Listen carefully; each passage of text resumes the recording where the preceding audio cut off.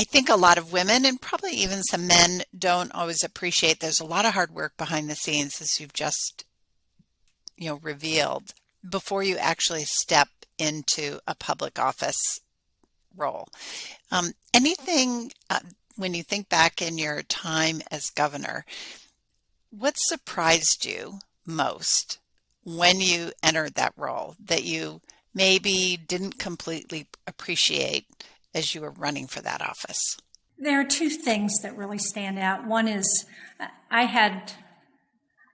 think I had the perception that once I got elected governor, it wouldn't matter that I was a woman. People wouldn't treat me differently than they would a man who was elected governor. And what I discovered is that that gender bias still exists. It may be more subtle, but it does exist. And so just because you achieve a certain goal or position doesn't mean that you're not still dealing with many of those same issues.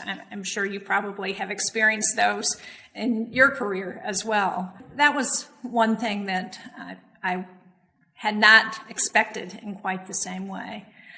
The other thing that, and this is just a very sort of personal reflection, one of the things I also didn't appreciate was the extent to which, as governor, I was the official mourner for the state.